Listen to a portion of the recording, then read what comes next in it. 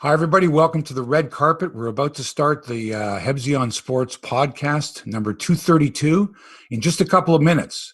But since we've got you here now, myself and Mike, we're going to invite you to be a part of the show, interactive. So if you've got questions, comments, or whatever, pretend it's a phone-in show, but you can't phone in.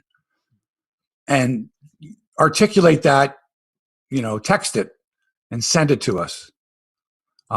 And as the show's going on, perhaps there's something that I or Mike are saying that you vehemently disagree with or want to add something to. Go right ahead. Gives the show some texture, gives the show some depth. Doesn't make it all about me and Mike and what we think. It's good to get different perspectives. And it's good to be reactionary too, I think, Mike.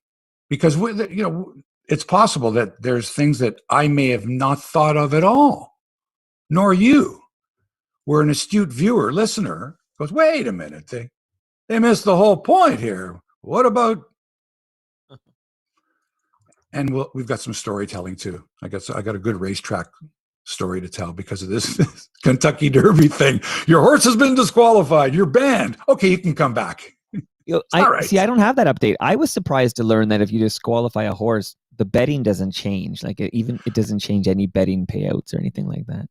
Yeah, no kidding. Can you imagine having the horse that was declared the winner? You would bet the horse that day. You didn't cash your ticket. Right. And then 48 hours later, it's like, where do I go? I got the winning horse. Well, you didn't cross the finish line first, and we weren't going to have you wait around for 2 days. All right, I'm just going to send a tweet to you so you can get this out before we you just rock did? and roll. No, I'm composing it right now. So today's show, what do we got today? Let me see. Update on Otis the cat. Story about Joe, a neighbor of mine from Little Italy, the biggest Leaf fan in the world. Okay? Don't fuck me around with the fucking Leafs are going to win the cup this year. Okay? Every year. Right now. That's Joe from Little Italy. Him and all the neighbors, they're all diehard Leaf fans. They think they know hockey too, these dudes, right? I don't know hockey. What are you talking about? Get Foligno in there, punch him in the nose. Okay? You won't have any problems there. Get Domi back here, okay? Whack a couple of heads. So we'll talk about that. And the Leafs Habs series, which is like next week, like the next podcast we do, Mike, we'll be talking about game 1 of the Toronto-Montreal series. Wow. Let's go already. There's 2 new shows, one on TSN, one on Sportsnet. Okay. One is is hosted by a black woman, and one is hosted by a white man. One is more socially conscious, women's rights, younger, women-oriented show. Sure. And one's, more for guy, a little more fun, a little lighthearted, 40-yard dash in an underground parking garage, Elliot Friedman's Wild Side, stuff like that. But neither one's going to be on TV. Both digital only. Wow. For now. Talk about that. Talk about the BlueJays. Oh, my God. Late inning thunder again from this team, eh? And this battle that's brewing down in the minors between Manoah and Pearson, 2 up-and-comers, but which one's going to be better? It's been a while since I've had this, Mike, where you got 2 players supposedly of similar ability, but one's been hyped more than the other one because of their draft position or whatever. And now you got a battle going on. Think of the great pitching duos and think maybe sooner than later, it's Nate Pearson and Alek Manoah, who are 1-2 or 2-1 or 1-1A in Buffalo right now, which is really Trenton, New Jersey, but that's another story. Talk about the Raptors. Bye-bye, Raptors. Bye-bye. What a forgettable year. Get into some golf, some tennis. The top earners in the world of sport, Mike. Top 10 earners. This includes salary, endorsement, business ventures, everything. I'll give you the top 10. Let's think about that. Who do you think you'd like? Okay. And some Kentucky Derby Preakness story of the original doped horse that was disqualified. That whoever bet on the horse that day at the Kentucky Derby won tons of money and didn't have to give it back. That's the key. When they found out their horse had been disqualified and placed last, they still had the dough. Right. You know what I'm saying? Right. Anyway, talk about all that stuff. So you want to get going on this? Yeah, I'm recording in 5, 4, 3, The following podcast is brought to you by Crosswinds Golf and Country Club in Burlington, Ontario. Now, we may be the only jurisdiction in the world that doesn't allow golf, but it'll be worth the wait when the courses finally open and everybody can move around safely and enjoy this great game and the great outdoors. Is that a John Candy movie? Yes. Anyway. Nestled between Rattlesnake Point and Mount Nemo on the Niagara Escarpment, Crosswinds offers million-dollar views, fabulous golf, great banquet facilities, and much, much more.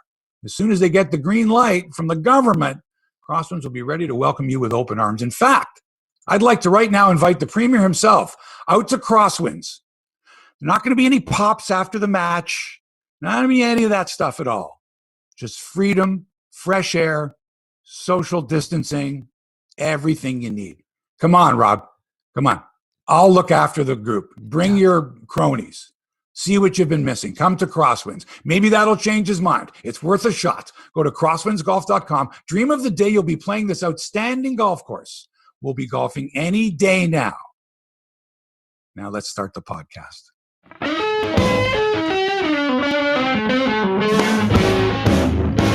Live from Toronto, it's Hebsy on Sports, episode number 232. Hey, everybody, I'm Mark Hebscher. Welcome to our podcast. It's me and Toronto Mike. Today on the show, the Maple Leafs get the Canadiens for the first time since 1979. I covered that series.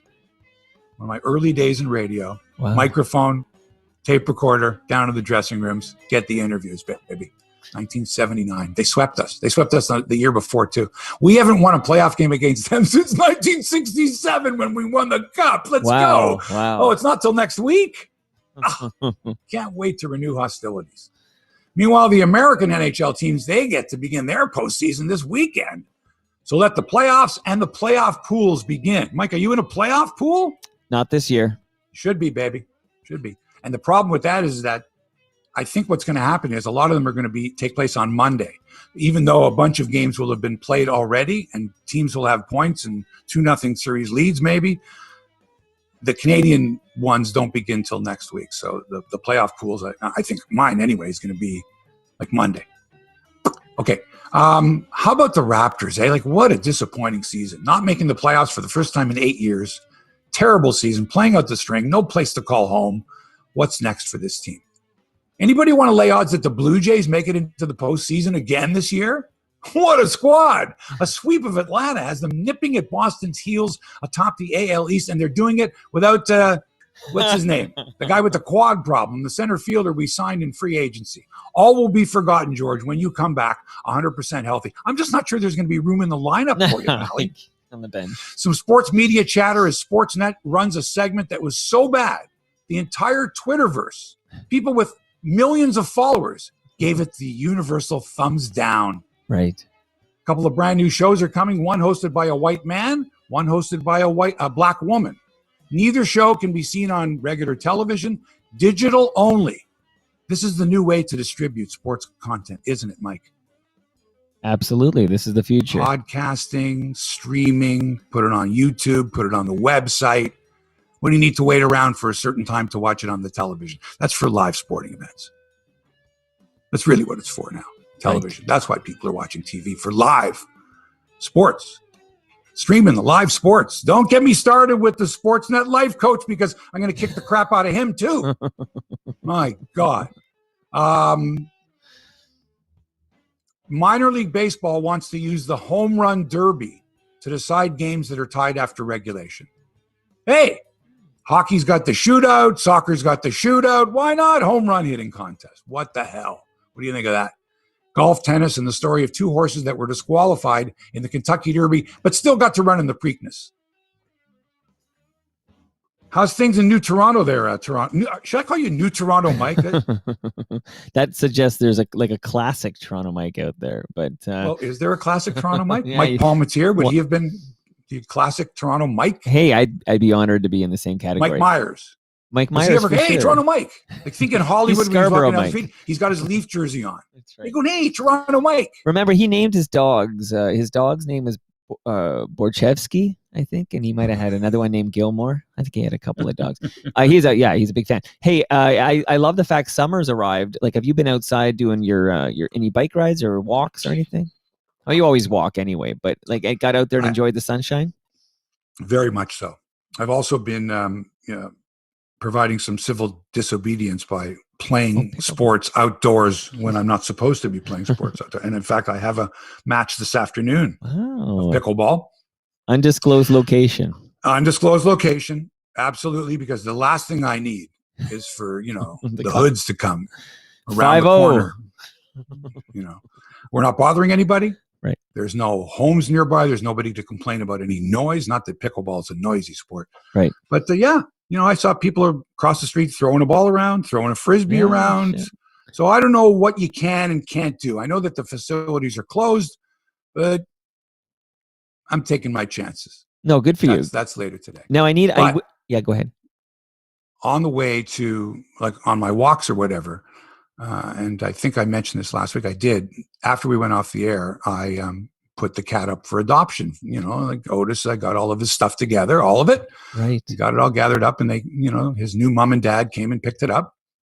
They live 4 doors away, but not 4 doors like if you imagine like houses right next to each other. So the equivalent of, let's say, 7 doors down. You know what I mean? Like the few hundred feet down the block. I can imagine this. Yes. Not right next door, not 2 doors, but a few hundred feet down. But for a cat, that's not much. Right. So anyway, that's where Otis lives now. And for the first few days after he was gone, I was like, I wonder how things are going with Otis. And I said, no, come on, you got to detach yourself from this cat. And about 6 days go by. I haven't seen the cat. He hasn't come by. I intentionally louvered the Venetian blinds so that he couldn't look inside and see.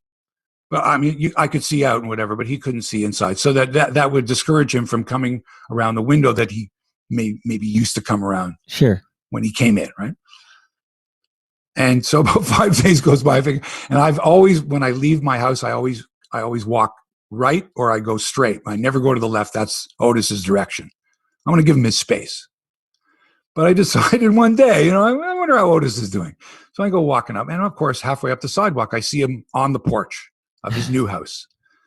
So what do I do? Okay, so I come a little closer. So I'm maybe 20 feet from where he is. I'm on the sidewalk, and he's looking right at me. He knows it's me. And I'm going to look at him, and we have a little stare off, and I go like this. He just kind of perks up, and he goes, meow. Aww. But he doesn't get up to come towards me or anything like that. He's still like lying there. Right. So like, I can't do this all the time to myself.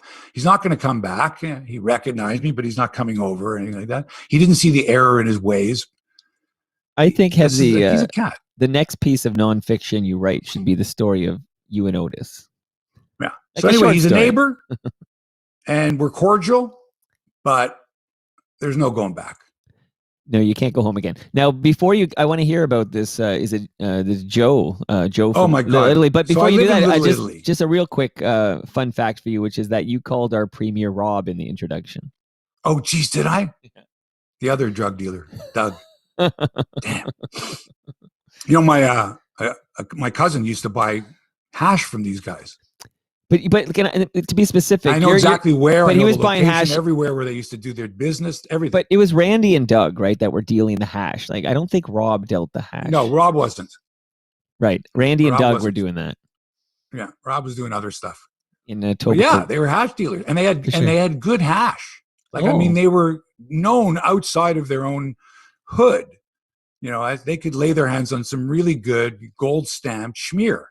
Okay. Nepalese, and with opium running through it. talking about some good shit. This is that mall kind of off Royal York, right? Like yeah, I know where you're talking about. Yeah, there's another place off Scarlet Road that they anyway.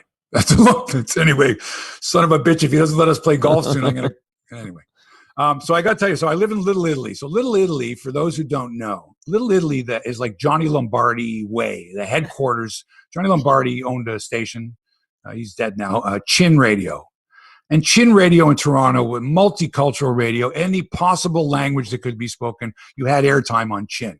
And he used to run a picnic every year, okay, with the Miss Chin Bikini contest that was on Toronto Island. That was fantastic. I mean, I'm telling you, that women loved it, men loved it. It was a hoot. If you looked at it now, you go, oh my God, I cannot believe the way women were treated. Not at all. Right. You know, I went down there with female friends, whatever, a bunch of people. It was great. It was fun. And I had friends of mine who were like, you know, I think if I get in, I wouldn't mind entering the Miss Chin Bikini contest. We're like, yeah, go for it. It was a badge of honor. Right. Okay.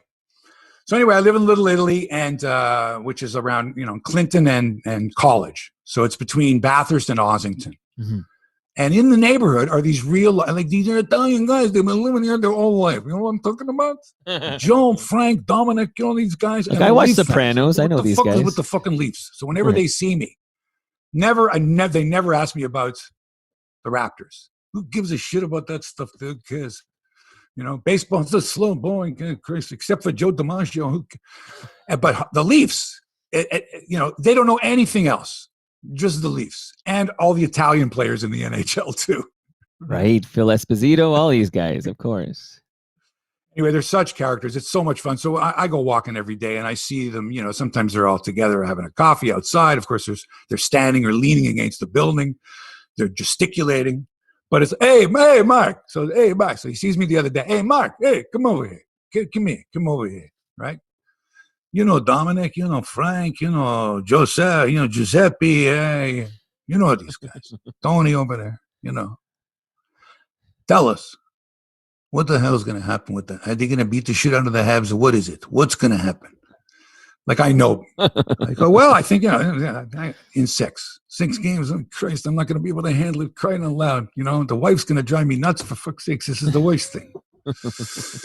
You know, such characters, but it's just, you know, they don't, nothing else. How's the family? They don't care. Hey, the Leafs. I know these guys. But I think a lot of them, I used to work at the Galleria Mall, and I think there's an equivalent in the Portuguese community. Same thing though. Oh, for sure. But I'm just saying these particular guys. Yeah, these are and look, the they old recognize Italian me guys. from TV, or they've been listening for years, or whatever. They're fans, but they're neighbors too. It's like, you know. Of course, these guys, and they're always the homers, right? Like every year, the Leafs are going to win the cup. I remember this too. It didn't matter. Look, you're born and raised here. And they don't know. They couldn't tell you one player for the Vegas Golden Knights, or they don't know. Right? It's Leafs, right? But I'm just waiting for the day. It's like, who's there? Mark. I want to ask you a couple of questions. I got a couple of bets to make here before. You know, should have put the money on the Leafs. You got any inside information for me? Hey, did you give him a prediction? Like, because I Leafs in 6. You said, okay, because I'm feeling Leafs in 5. Oh, just throwing it. I'm just throwing it out there. You guys can show I'm really wrong later, but I feel Leafs in 5. Okay, so in honor of and they're listening. I explained to them what a podcast was, and I actually hooked them all up with the podcast. I said, "Look, I'll talk about you guys." And so I literally took each one of their phones and, like, here you go. You're going to get an alert. You know. Okay, before we get into the Leaf stuff real quick, let's just quickly say hi to Daniel and Mike Kerr and Gary Faber and Brian and Gene and Gordon, all enjoying the show live on. I got to let those who are missing out that you can hear this live and watch it live. Fridays at 9:20 a.m. Eastern, we start. And you go to Hebsy's YouTube page, so follow that, and that's where you get the alerts that we're live. And we tweet the link, too. At about 9:20 a.m. every Friday. I think I forgot to tweet. Oh, see, yeah, get that always brings the crowd when you tweet it. So Hebsy's going to do that right now. But if you follow, yes, you should follow Hebsy Man, but also follow Toronto Mike, because he doesn't forget to tweet the link. So, and KM says the Leafs are going to sweep. I wanted to go with sweep, and then I thought that was like, give them 1, like they might take 1.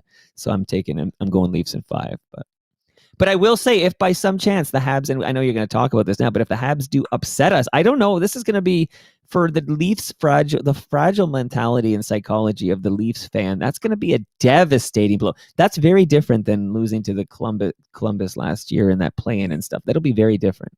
I think it'll be devastating. Canadiens fans are a little bit fragile as well. But I think they know they're the underdog, so I think they've all braced themselves. Like, I feel like we are all like walking with a little swagger because we should win this series. Like every analyst and look, says. We've all been waiting for this, been saying it all along. Let's get Montreal again. Doesn't begin until next Thursday. That means they're playing tonight, the Leafs. So they got 5 full days off before hosting the Habs. So Thursday and Saturday in Toronto. Mm-hmm. By the way, someone had said, "How do you spell Toronto?" right? It's Toronto. It sounds like Toronto. CHRONO. Toronto. Right. I'm from Toronto. Toronto goal. Toronto. We're from here. But it's a Toronto. Toronto. Right? Toronto. Yeah. Toronto. Yeah. Anyway, the first 2 games are here in Toronto next Thursday and Saturday. Back to Montreal. Back-to-back nights. The May 2-4 holiday Monday, and then the 25th.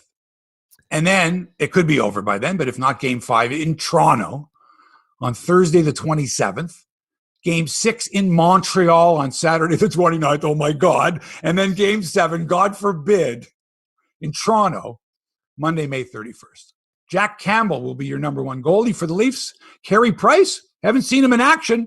Don't know what he's like. Who knows? Would be a big surprise if he started. I think Jake Allen's going to get the start for Montreal, and maybe Price.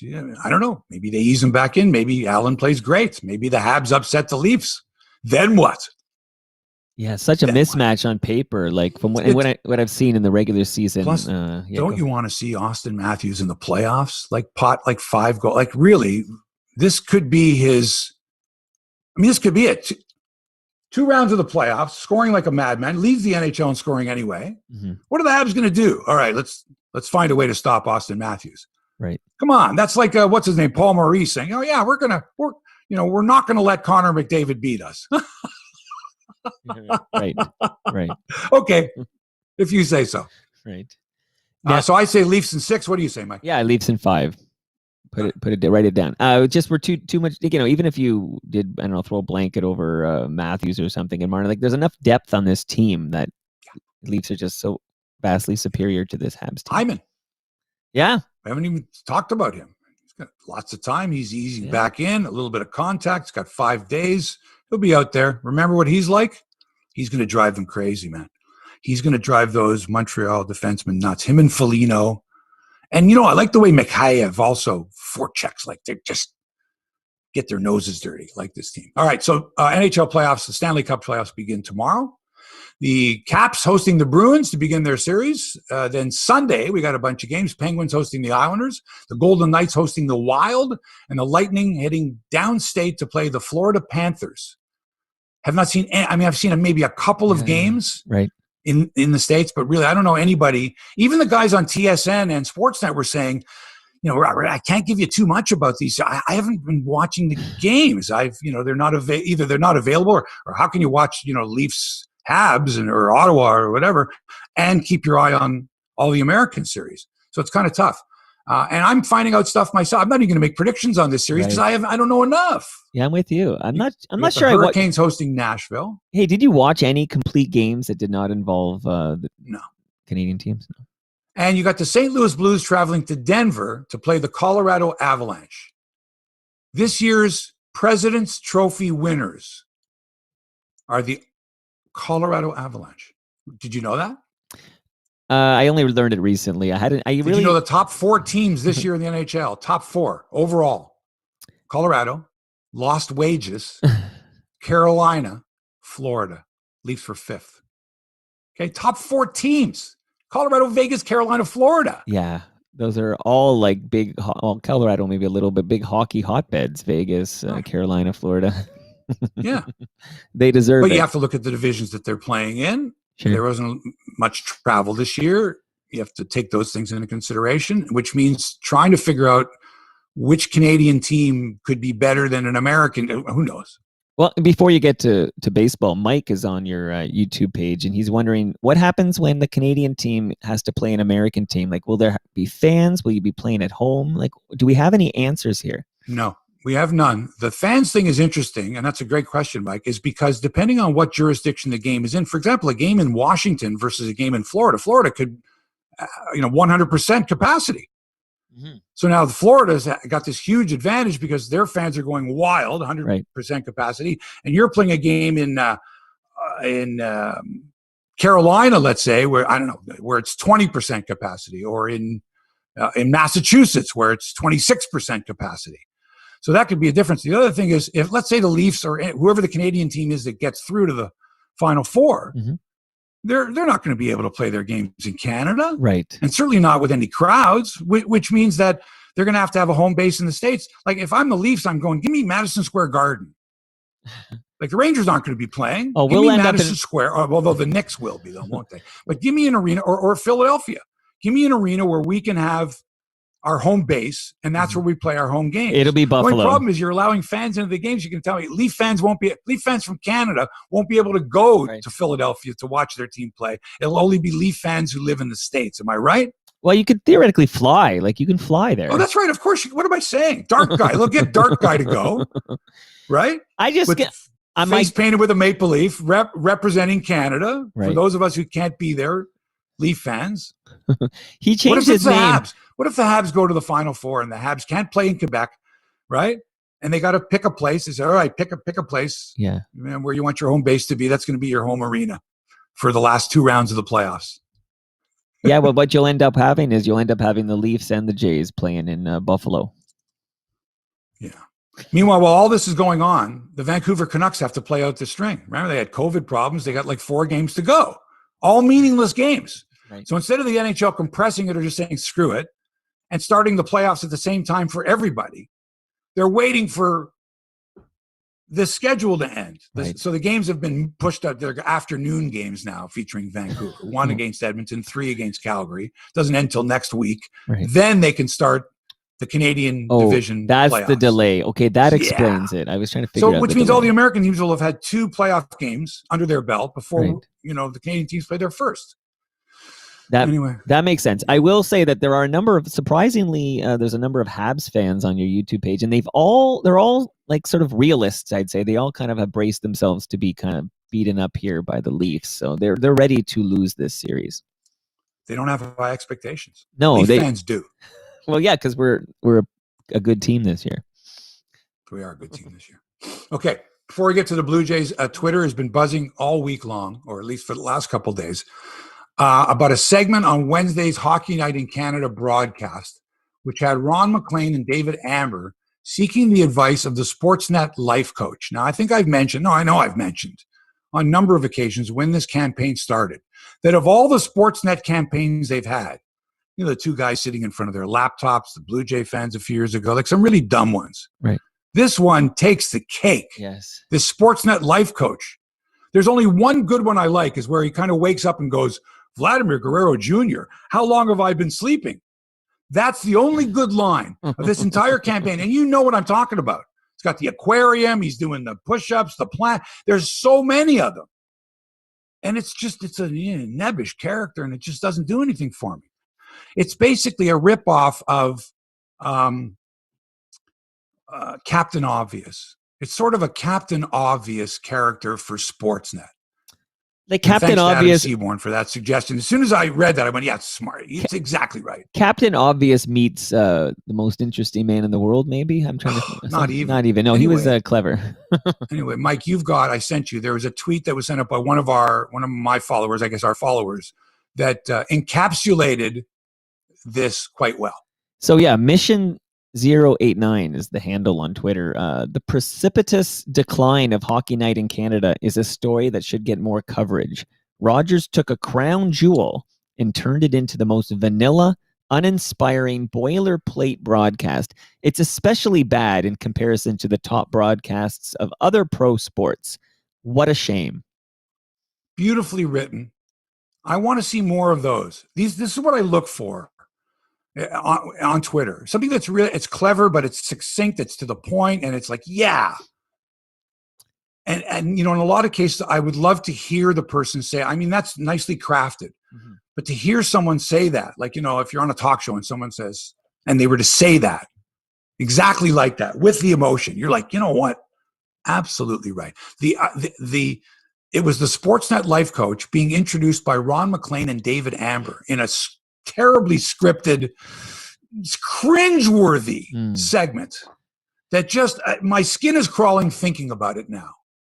Or to bring in an actor who plays the part of the Sportsnet Life coach, to bring him on live, right, in a segment to do this little shtick between periods, makes me, I'm sure Nick Kyprios and Doug McLean and Don Cherry and everybody that was like, what? Right. You got rid of us for this? It's embarrassing, right? Like you mentioned cringe, where it's completely embarrassing. It's embarrassing. But Hebsy, I think the mandate at Rogers when they started this whole thing with George Stroumboulopoulos hosting and everything was to basically destroy anything the CBC did. Like, it really seemed like we're going to rip up and tear up anything CBC and just make it Rogers. And I don't understand. Like, it seems very short-sighted. Like, and then we got a lot of crap out of that, and now it's just trying to fix all the shit it stirred up over the last few years. Yeah, that tweet succinctly says it better than I ever could, but they took the crown jewel and they shit all over it. Thank you for that. What's his name? What's the name of the handle? Stand by. This isn't. I'm going to get this back. It's Mission 089.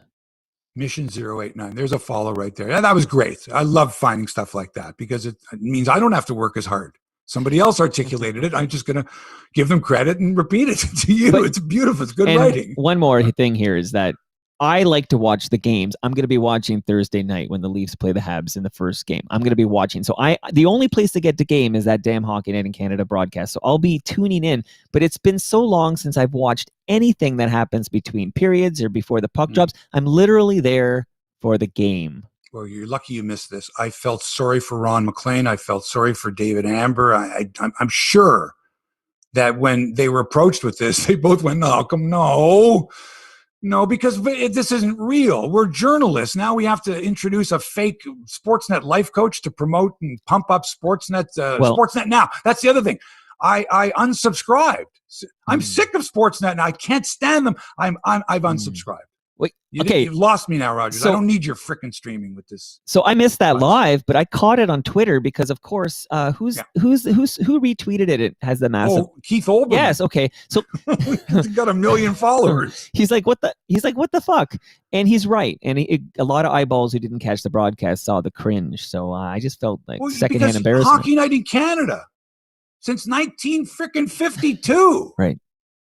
And this was a midweek bastardization of the show on a different network. Anyway.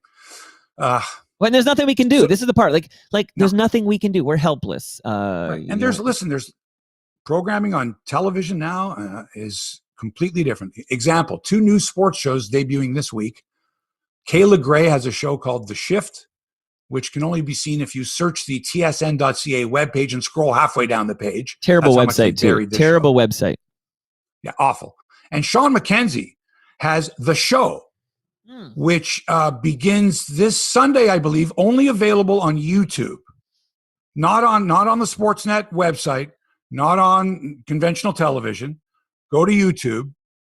I like this idea. I think it's great. Look, distribution is a whole different thing nowadays. It doesn't have to be on regular television. But Shawn's show looks to me like it's more of a fun, because Shawn McKenzie's been doing hockey for a few years now, right? So he's developed a personality within himself as a hockey broadcaster, right? Right. And he's been, I guess you'd say the younger generation of reporters, in that there's a lot of involvement. Like you see Shawn McKenzie, he's a runner, he's an athlete, he's, more of an embedded reporter, let's say, where you can get close to athletes and, stuff like that. Wink side reports, that type of thing. And so he's got a show called The Show.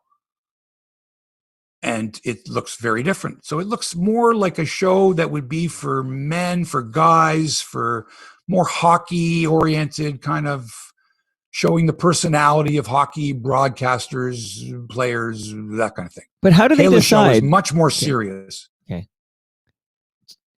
I got a couple of things to say, but I want to speak to Kayla's really quickly.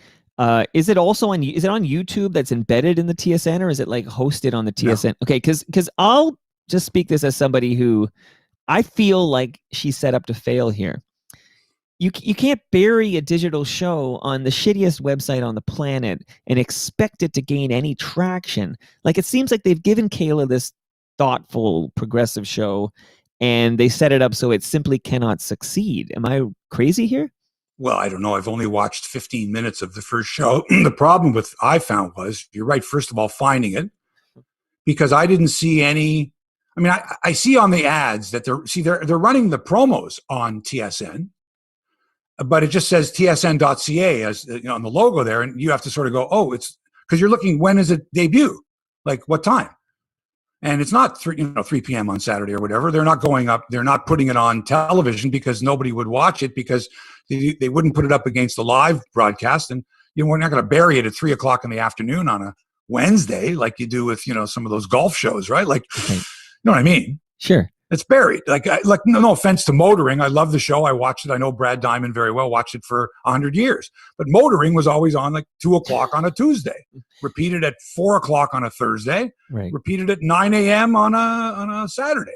Sure, because those who are looking for that are going to seek it out and make sure they're there. Like that's very niche. Right. Anyway, so distribution is an issue, but my issue was this. Okay, I found it. Like I go to tsn.ca. If you go to the main page, it's all hockey stuff and everything, and bar down, and then you have to scroll on this website. So literally, you got to scroll a fair bit down, and then there's Kayla. Okay, there's the show. You click on, and the first 45 seconds are commercials that you can't get out of. Right. Like it's 15, it's a 15, a 15, and a 15. So you got to sit through 45 seconds. Okay, I want to sit through. I'm not really paying that much attention to the ads. I can't skip through. All right. And now I'm watching the show. Okay. It's for women. It's about women's sports. I wasn't aware that the WNBA and the NWSL seasons both begin this weekend, which is why they launched the show now. It's for women's sports, from what I can tell. Okay. So I'm not in their demographic. And I'm looking forward to checking out Shawn McKenzie's show on Sunday. It's live on YouTube. I may not catch it live. Not live, you know what I mean? It first airs on YouTube Sunday afternoon. Once it's on, I'm sure you can watch it anytime, right? Andrew Ward on the YouTube page just mentioned Quibi. You remember Quibi? No, I never saw it. I don't know what. I never saw it either. But of course, I remember I think Kayla might have been involved, but there was some TSN. Yeah, she was. She was supposed to be a morning sportscaster. Well, we have, there's far more people watching us on YouTube right now than ever saw Quibi in this country. And it died a very expensive. I don't think it was that expensive for TSN, but it was expensive for the Americans who put it on. But I think Katzenberg was involved. There's some big names with deep pockets involved, but it bled money. Right. It's gone. And Andrew Ward says this Kayla Gray show is giving him Quibi vibes. Well, look, I hope not. But I mean, you're given a show. By the way, the producer of the show was Jay and Dan's producer who got fired. Brandon, remember we talked about him. I can't think of his last name now. But he was the one who pitched this idea to TSN. Lost it, right? But why not give it a real slot on the? I'm just curious how they decide what gets buried on the website and what gets. It just seems. I wonder. Okay. I mean, think about it. What produced shows like Off the Record's not on the air anymore on TSN? What locally or TSN produced shows are airing on TSN? Okay, except for Sports Center and the live broadcast. Yeah, and Hockey show. Central and hockey, whatever. Yeah. There's no Tino Retta that's thing. hockey, right? That's hockey, right? But no, you know what I mean. Those are, but the golf show, and that's it. There's no tennis show that they produce at TSN. There's no boxing show. There's no soccer show. There's no, right? Okay. But I just want to say, because it sounds like we're crapping all over Kayla. I just think no. Like it might not be your cup of tea because we don't have a Toronto team in the WNBA or the NWS. Right. That's right, and that's why. I won't be watching this weekend. Right. It's like it's actually got nothing to do with gender. It's got to do with the fact we don't have a home team to root for here or whatever, more anything. But the lack of interest means that we might not be for us. But it is something like positive that TSN actually is producing this show, because this is it's a good idea to have this show. I have a couple of daughters, and I like the idea that Kayla Gray is hosting a show like this. It doesn't mean I will necessarily seek it out on tsn.ca, but I still give them kudos. Right. Kudos to TSN for doing it. You're watching it. I just hope they don't set it up to fail, because if it should have an opportunity to succeed. Well, my only concern is, like you say, you're talking about two leagues of which there's no Canadian content. There may be some players. Obviously, there are players in the WNBA. Kia Nurse, one of those big stars. Right. But the league itself, I doubt very seriously you could go around and anybody would know any of the players or teams or any history of the league, the WNBA, and the NWSL. So to me, it's a pretty narrow focus there. But anyway, let's see what happens. It's only the first show. Sure. How about those Blue Jays, to quote Fergie Oliver? A clean sweep of Atlanta thanks to a run in the 8th to tie it, and 4 more in the 9th to smash it open. 8-4 win over Atlanta. Sweep, sweep, sweep, sweep, sweep, sweep. I love the way this team doesn't quit, Mike. They looked dead in the very first inning. Ross Stripling got himself into a pickle. Immediately, people were saying, DFA this guy. This is what happens in the middle of the first inning. Oh, God, he's another Tanner Roark. Take it easy. Relax. Gave up a couple runs in the first, and then he settled down. He settled right down. And the Jays fought back to take the lead, and then they lost the lead when Tim Meza gave up a 2-run homer to Dansby Swanson in the sixth. Greatest name in baseball. Dansby Swanson from Coe College. Yeah, should be playing like polo. Dansby? Polo with the Prince William or something. Right. But no problem. We're down a run. Late inning thunder once again from the Blue Jays. Kevin Biggio doubles home the tying run in the eighth, and then boom, boom, out go the lights for the Braves. Bo Bichette with a 2-run double in the ninth. Biggio with another RBI double. 2 doubles and 2 walks for Biggio on the night. And by the way, one of the nicest plays he made, didn't even get credit for it. He threw out Ronald Acuna Jr. at first base. Now, Acuna Jr. was called safe initially, but on the replay, they showed that he had missed the bag and tripped and looked like he hurt himself really badly. He came off the field eventually, but it looked like, oh, shit, broke his ankle or something like that. It looked bad. And then the inning was over on the appeal because they went, immediately the Jays went to the video and it was overturned, and that was the third out of the inning. I'm going, well, that was a hell of a play by Kevin Biggio to get him then, wasn't it? Because he had to come in and Acuna can run, and it was a bang, bang play. Right. So I thought, man, Biggio played a hell of a game. 2 walks, 2 doubles, hell of a throw to get Acuna there, and people were shitting all over him 5 days ago. That's right. All over him. What did I say? Bojo. Oh, yeah. Gurriel with a sac fly. Teoscar's been just hitting the cover off the ball. Vladdy is killing it, and he's playing great defense. Jordan Romano closing it out in the 9th inning. And the Jays just 1.5 back of the Red Sox, and Mike even in the loss column. Even. We're 20-16. They're 23-16. Tonight, Jays begin a series with the Phillies in Philadelphia.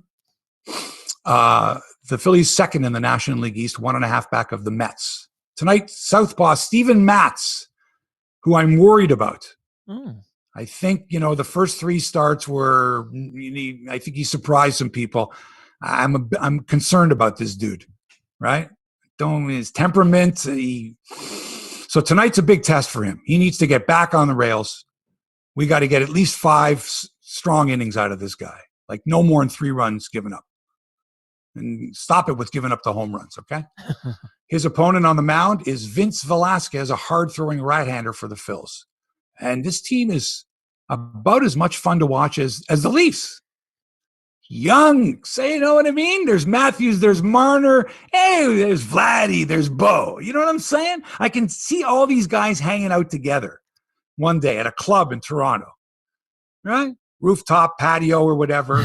And here we got all these young superstars. And we'll include the Raptors players as well and TFC players. Everybody under 30 that's going to be part of a championship. Wouldn't that be a great party? Yeah, I can't wait till we can have any. At this point, up to Austin Matthews going, you're not so good, man. I was going to say, at this point, any party would be a good party. It's been a while. It's been a while. You're right. I'm just thinking of a young athlete representing Toronto. No, it's a good time to be a Toronto sports fan. I mean, we just came off the Raptors championship, and like you said, this Jays team and this Leafs team, both exciting to watch. So good times. Yeah.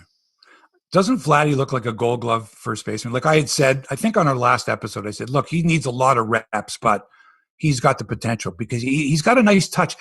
If you played third base, you have some ability. It was the throw a lot of times, but to hit, but at the hot corner to grab a hot grounder and then worry about your throw across the diamond, it's so much easier for Vladdy. He doesn't have to worry about the throw. He just has to worry about fielding the ball and hitting, not about throwing. Don't worry about the throw, Vladdy. And so think about that, Mike. If you're the type of person that, you want to, everything's got to be exactly right. And someone says, no, you don't have to worry about this facet ever again. Right. Never again do you have to worry about making that throw, about fielding the ball and then getting up, planting your feet, throwing. Never. Just hit it and catch it. Yeah. Honestly, it's been fun. Gary mentioned on your YouTube that I guess you saw that he was imitating the pitcher. I love he's got that. a good kind of sense of fun. They're having It was so good. much fun. Yeah, yeah. And they all hang out at the one end of the dugout together. I can only imagine what they're saying. Goof, and also, like every day, somebody's getting water poured on them during the post-game interview. Hey, Sinclair I'm sure Russell. Hazel May is like, I'm so happy I'm not down there. That's Like, right. you know, I'd like you. I'm sure she. Oh, she loved it because she sold a lot of dresses, I think, through that whole thing. Because that was her little line of dresses she'd be wearing, and I think she did quite well having that exposure. So I think she liked it. Those dresses are very popular. Sinclair Russell says, "What did you think about the relaxed comment after the game yesterday?" I'm sorry, which one? I don't know. Relaxed in quotes. I was hoping you'd know exactly what it meant, but because I'm not 100% sure. But he says, "What did you think about?" Oh, Bo Bichette. Bo Bichette made a relaxed comment after the game yesterday. Maybe Maybe I'll ask Sinclair to give us more. Give us more, Mr. Russell. Relaxed. I'll tell you who should be really relaxed is this guy Alec Manoah, pitching for AAA Buffalo Trenton, and already, I mean, the guy's got like 7 innings of, what's he got? 12 innings in AAA. Like, all right, let's go. Because he's just been lights out. And I always said, if you're dominating at one level, and there's nothing more for you to prove, get up to the next level. Now, it's only been 2 games, but he has been lights out 2 games. Like, they can't touch this guy. So how long do you go before you bring him up and put him in the rotation? Are you setting him up to fail? Or here's what I think. I think you need this guy to pitch for a while and run into a problem. Maybe lose a game. Maybe get lit up for a home run, which is going to happen in his career, guaranteed. So let him fight back from some adversity in AAA before you bring him up. And then the first adversity he has to suffer is at the major league level, where there's a lot more pressure. What do you think about that? Yeah, well, I think there's also something to be said about, like, don't waste your bullets in the minors. Like, you only have so many bullets in the chamber, so use them in the big leagues. Okay. So let's say they give him 2 more starts and he's he's lights out. They can't tip this guy. He's throwing shutouts, BBs, ERA of 0 or 1. Okay, 2 more starts. So that's 4 starts and 4 lights out starts. You bring him up? Yes. Okay. I'd like to see him. Look, I don't know how long I'd go. And I think if the Jays were desperate for starting pitching, I mean, desperate to stay in the race, I think the way things are going now, they may be able to take some time and say, you know what, Nate Pearson, you develop. Alec Manoah, develop. It's May the 14th. You're a game and a half. You're even in the loss column. Unless your starting pitching really falls apart. And it's looking decent now. Were you? Robbie Ray looks pretty darn good. Stripling looked good yesterday. Who am I missing? Pregnant pause. I was going to say Nate Pearson, but he's not with the team anymore. The guy we got, Matz. Steven Matz. We got the guy you're worried about. Yeah. Anyway. Major changes to minor league baseball. Remember I told you a while ago about they're going to move the mound in the, what's it called? The Cape Cod League or something. I forget the league now. They're going to move the mound back. They're going to try some things like that. Right. So there's a league called the Pioneer League up in northwestern United States up there. What are the teams? Hang on. Let's see. Oh, yeah. The Billings Mustangs, the Missoula Paddleheads, the Great Falls Voyageurs. Those are all in Montana. The Boise Hawks. The Idaho Falls Chuckers, the Ogden Raptors. Oh, let's go. Good nickname Raptors. right there. The Grand Junction Rockies and the Rocky Mountain Vibes. So you got Colorado, you got Utah, you got Idaho, and you got Montana. Okay. Anyway, that's the league. It's called the Pioneer League. And here's the rule changes. They're going to replace extra innings with a home run derby. Okay? No, you don't start a runner at second base. Right. Home run derby. Under the rule, each team designates a hitter who receives 5 pitches, with the game determined by the most home runs hit. If it's still tied after the first knockout round, another hitter is selected for another sudden death home run faceoff until a winner is declared. Quote, Michael Shapiro, the president of the Pioneer League, we wanted to do something that would be fun for fans while resolving games quickly. So we thought along the lines of hockey, or soccer shootouts? You know what? It would be fun for fans. Like, I think, so long as, Yes, keep it in the regular season, obviously. That would be exciting to know, okay, Vladdy's coming up with a chance to knock out whatever. Like, it's kind of exciting. I would agree that it's going to be the mid 21st century way to play baseball. Yes, I do. I think that, back in the old days, they kept playing until somebody won. There was once a game that was 29 innings. What, are you kidding me, Grandpa? These games are over in 2.5 hours now. Boom, somebody hits 6 home runs. Somebody hits 5. Boom, it's all over with. It's, none of, and think about it. Ever since hockey went to the 3-on-3 overtime and then the shootout, it's been exciting. Yeah, but KM is on the YouTube page going, he goes, black. I hope I said it right, Kev. Blah. He says that's like a shootout. I don't think he's a fan of the shootout, and he doesn't like this idea of the home run. Okay, hang on. This is Mr. Shapiro again. Quote, I've been in baseball my whole life and consider myself a traditionalist. But I think adding new elements can be a great thing as long as it doesn't destroy the essential nature of the game. Right. So your 9 innings, regular game, now, okay, it's tied. Nobody wants a tie. So is it really dealing the essential fabric of the game because it's not going extra innings? I don't know.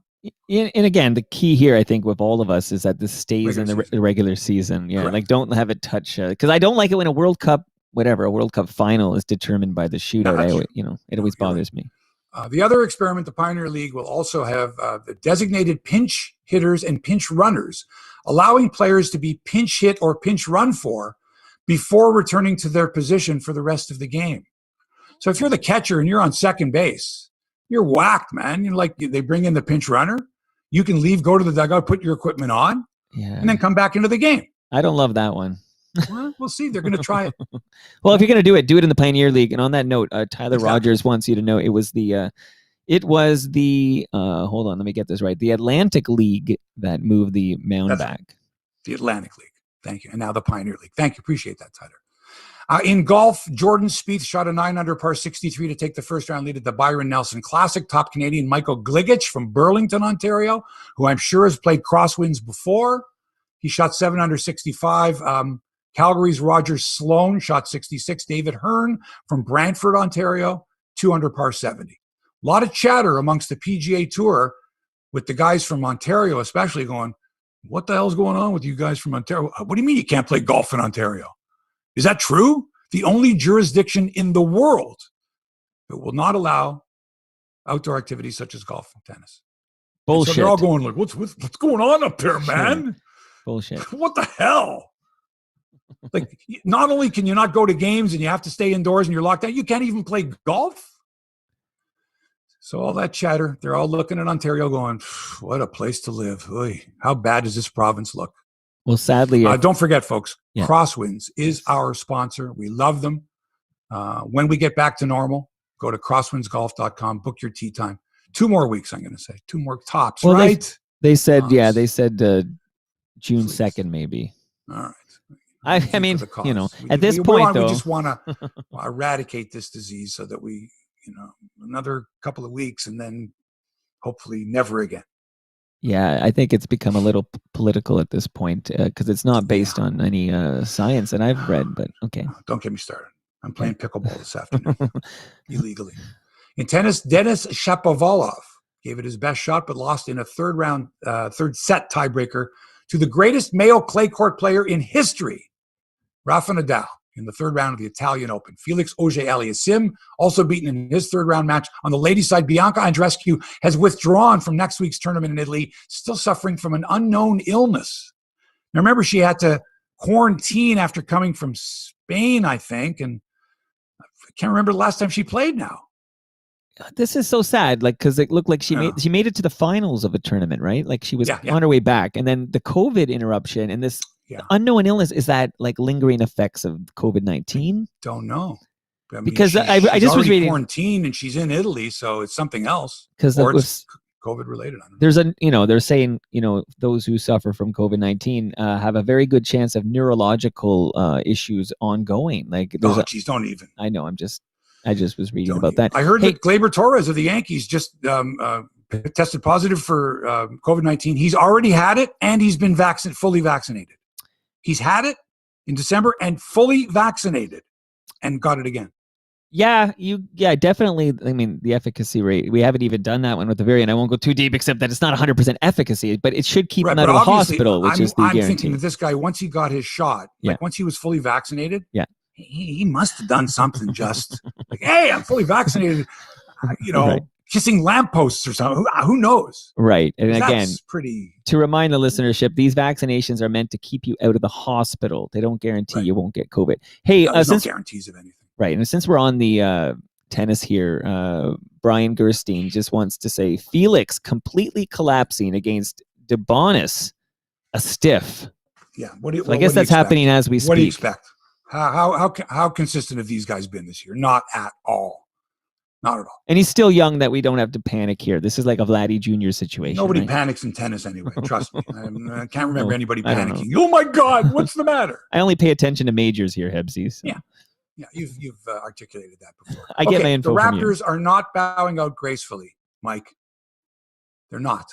They've got 2 games to go, and then they can all go home and dream about actually playing games in Toronto next year. Wipe this from their memories. I can't imagine how tough it's been for the players, the coaches, all the staff, not being in Toronto, not having a home. Even though they say, oh, yes, this is your home this year, it's just not the same. And you got to go out and play high-level basketball, too. Come on. Stanley Johnson had 35 points in the loss to the Bulls last night as 7 regulars did not play. Just seeing Kyle Lowry, apparently healthy but rested, is a real sad kind of way to end things, and it just leaves a bad taste in my mouth. And the Raptors, now that they're out of it, have about a 7.5% chance of getting the top lottery pick in the draft. But 7.5% based on their record. If they lose their last 2, might be 9.5%. Right. But if the other teams lose their games to tank, then they're going to be 12.5%. It's a whole clusterfuck. So I think they need to trade Kyle Lowry, do a signing trade with this guy, get him out. It was great. It was nice to think that he would end his career with Toronto and would raise his banner to the Raptors and have a statue and all that stuff. But it's not going to be. It's just not. Well, you got to go with Van Vliet. You got to go with OG, Malachi Flynn, Boucher, Siakam, OG. You got to go with those guys. That's your core. Lowry's not part of that core now. Okay, but I would just remind you of that wonderful moment, you and I on the lakeshore, the Raptor parade going by. That was less than 2 years ago. Less than 2 years ago. It's business, Mike.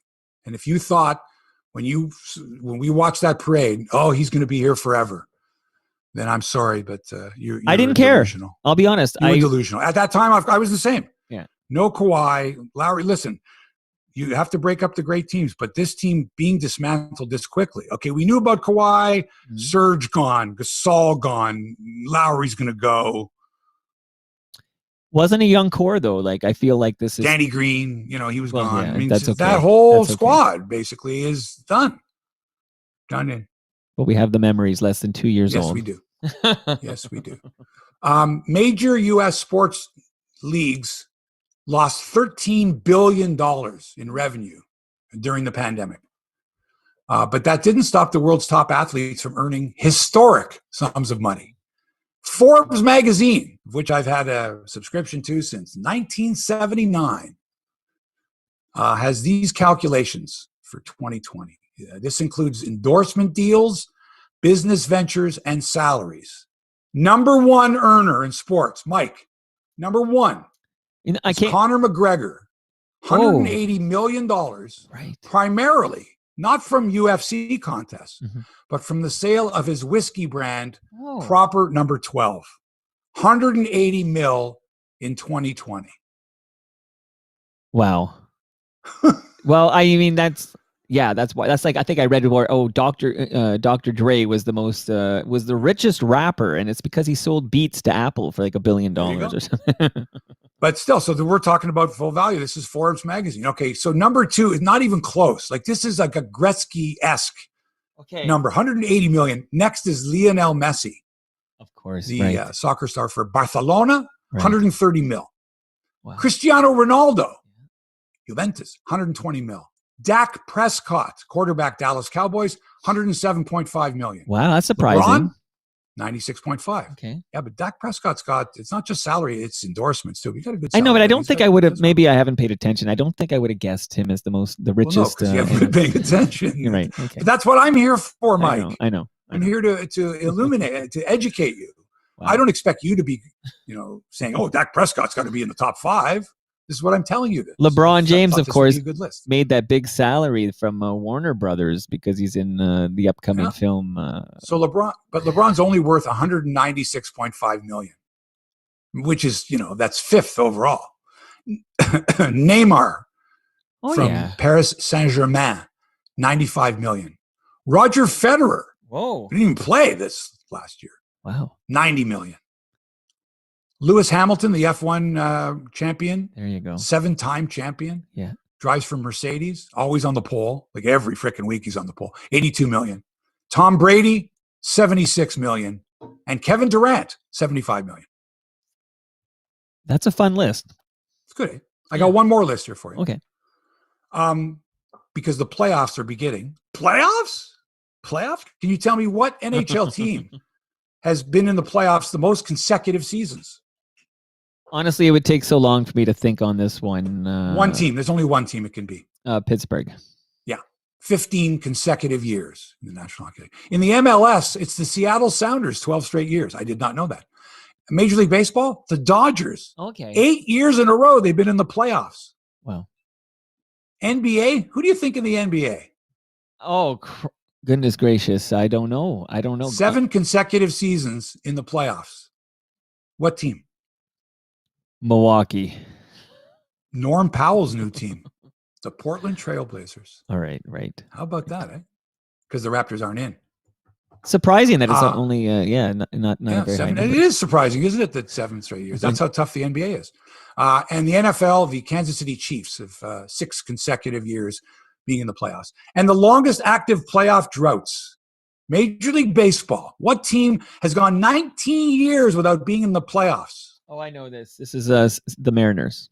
Correct. Seattle Mariners, 19 years. In the NBA, the Sacramento Kings, 15 straight years not making the playoffs. 15 straight years. In the NHL, of course, it's the... Oh, Mike. I know. I'm sure. I don't know. Tell me. So I don't. La Fontaine! Okay. Buffalo Sabres. have gone Right. 10 years in a row without making the playoffs. And the New York Jets in the NFL, an entire decade without making the playoffs. Wow. And in MLS, it's the Vancouver Whitecaps, Chicago Fire, and the Dynamo. Oh, where are the Dynamo from? I don't even know what city that is. Moscow. I should know I think. this. No. But in the NFL, No, I know. I mean, I'm I'm not a joking. huge MLS fan, but Dynamo. Who are the Dynamo? Anyway. Okay, final thing. Preakness is tomorrow. Yes. And even though the horse was doped and they suspended Bob Baffert for the umpteenth time, he's got 3 horses entered this weekend. I don't know how he's allowed to. Well, he's allowed to because they're putting strict doping measures in place. Like each of his horses have to be tested like 5 times in the 24 hours prior to the Preakness Stakes. And this is for Medina Spirit. Is it Medina Spirit? Yeah, that's Funky Cold Medina Spirit. Okay, yeah, Okay. let's do So it. it's Medina Spirit who won the Preakness or won the Kentucky Derby and then was disqualified 2 days later. Right. So anybody that had bet on Medina Spirit got paid out. So like 2 days later, when the horse was disqualified, these people aren't giving their money back. You Right. can't go back. Right. Which means if you bet the horse that finished second, which I think of the Mandalorian, is that the one? Yeah. I think Anyway, so. if you had a winning ticket on that horse, you didn't cash in. And then 2 days later, you found out that your horse was made first place. You got your ticket. You still can't cash it, buddy. Sorry. So we changed the order of finish. It's like if you would have bet on Ben Johnson in the 100 meters in Seoul. Right. And as soon as he crossed the finish line, yeah, baby, you collect and you're partying. And then the next day, your buddy goes, hey, you gotta give me that money back. You didn't win. Right. Sorry, you crossed the finish line first. There was nothing in our bet that says if he gets disqualified for drugs that I give you your money back. So my question to you, sports fanatic, is this the first time the winner of the Kentucky Derby had been disqualified? This is the second time. Oh. So the first time, and here's how the story comes along, was a horse named Dancer's Image, trained out of Woodbine by a fellow named Lou Cavaleris Jr., who, an Etobicoke resident, as a matter of fact, and in the Canadian Racing Hall of Fame. He ended up, besides being a tremendous trainer in the 60s and 70s, he became the racing secretary at Woodbine for about a decade. I knew him. But my grandfather knew him really well. My grandfather used to have a store called Del Evans Variety on Evans Avenue, Mike. Oh, wow. Evans and what? Do you remember? Evans and Alpha. Oh, that's yes. between Omega and, you know where that is? Yeah, yes, I do, because it's very close to so East Mall, I believe is right so there. it's between Browns Line and East Mall, right? Yes, I know it well. Okay. So anyway, he had a store there for many years, a variety store. And he knew a lot of the horsemen. He knew them because he used to have a store years ago out near Greenwood Racetrack. And then this place here isn't far from Woodbine. You know what I mean? Evans Avenue, if you live in Etobicoke, you might be driving by his store on your way up, the 427. Exactly. If they had it built then, or probably Highway 27. Exactly. Anyway. Oh, he knew, my grandfather knew, and he was a real horseman. My grandfather loved the horses. And probably never told anybody how much money he used to bet until he was retired from that. But he told me, how he used to bet the horses and knew all the horsemen and would get tips every so often. Yeah, so-and-so's running well, stuff like that. So anyway, long story short, I'm 11 years old and he takes me to the racetrack. First of all, because I loved horses. Second, I liked riding horses. I went to riding school. I eventually became a riding instructor. I taught kids how to ride Western. But anyway, so he would take me to the back stalls, the barns, in behind Greenwood Racetrack or Woodbine, and he knew some of the trainers, and they'd say, "Come by and come see the horses run," that type of a thing. And he even put me on one of his horses called Mark Antony. This was Lou Cavaleris. Okay. Just to sit up on, how's the weather up there, that kind of a thing. I was like 11 years old. Anyway, he tells us about this horse, Dancer's Image, that he's got. It's a 2-year-old, looking pretty good, might be worth a bet. And so my grandfather bets the horse. And I'm watching. It's a stakes race, and the horse wins for fun. And he wins. And a couple of weeks later, he goes, "Come on, we're going to go to the track." And I remember because my parents would say, like, "Sure, go spend some time with your grandfather. We don't want you hanging around the house. We see you all the time. Off you go. Go." And my grandfather was like, "I'm taking him to the track." Well, fine, my parents, fine. Keep an eye on him. So I love the horses too. And we go back a few weeks later for another stakes race, like the Venture Stakes or the Gray Stakes, something like that. And this horse, Native Dancer, wins again and was a very successful 2-year-old horse. And then the following year is entered in the Kentucky Derby as a 3-year-old, a well-raced 3-year-old. And so my grandfather says, well, Dancer's Image is out. And apparently, I don't know if this is true or not, that Cavaleris or somebody in the barn, or he knew, had talked to somebody the week before, and they said, yeah, the horse looks good and we're going to give it a good chance and maybe wager a few bucks on the horse in the Kentucky Derby. Sure. P.S. The horse wins. Right. And my grandfather collects big. Woo! Big. And a couple days later, they announced that the horse tested positive for bute, which is the butylazone or something. It's now legal, and in fact, a few weeks after that happened, it was legalized, and it's used all the time now for horses in training. But at the time, the horse could not have a trace of that in Kentucky. It was that's just sort of a Kentucky thing, right? No traces of this bute. So a couple days later, they do tests, and they didn't test every horse in the race. They tested the winner and one other random horse, and the winner comes positive. Right. And they disqualify the horse. They hold the money, the purse money in escrow because now there's going to be an appeal. It's going to go to court. It was a whole story like that. Cavaleris, the trainer, had no knowledge of this drug being put into the horse's feed. No knowledge at all. Right. Still a mystery. Huh. And my grandfather, I remember him going, well, they're not going to get my money back. Right. The winning horse's name was Forward Pass. The horse that would finish second and was advanced to first place because the other was disqualified. So now Forward Pass is going to the Preakness, and so too is Dancer's Image. Even though it was disqualified from the Kentucky Derby, it's allowed to race in the Preakness. Because it's not and in it Kentucky. Gets disqualified in the Preakness. For drugs. Okay. But because the jockey He tried to squeeze the horse between two other horses, Right. and he bumped a couple of horses, and he got disqualified. He didn't win. Right. I think he finished second or third, but he got disqualified. Wow. So now gets disqualified for drugs in the Kentucky Derby, gets disqualified for bumping other horses in the Preakness.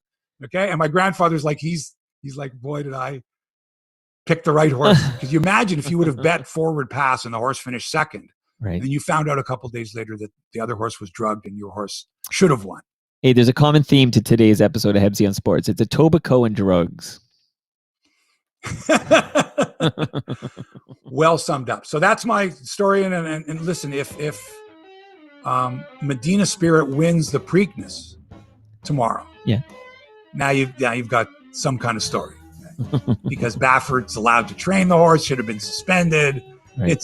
Horse racing's a dirty business. You got it. Okay, I guess that'll do it for episode 232 of Hebsy on Sports. Hope you enjoyed the show. Special thanks to Toronto Mike for production and inspiration. Check out his excellent Toronto Mike podcast. Always interesting guests. And also a big thank you to Crosswinds Golf and Country Club in Burlington. Oh, we feel for you guys. We know you want to open up the golf course. It's so beautiful there. Oh, those views are going to such waste, but hang in there. Not much longer.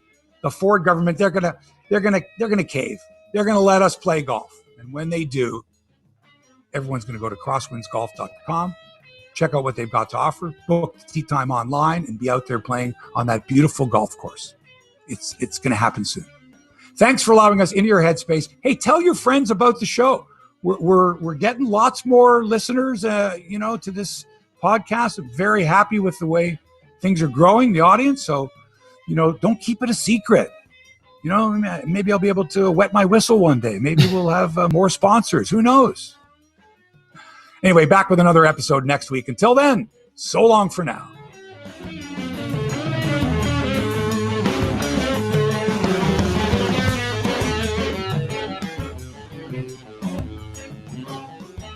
This podcast has been produced by TMDS and accelerated by Roam Phone. Roam Phone brings you the most reliable virtual phone service to run your business and protect your home number from unwanted calls. Visit roamphone.ca to get started.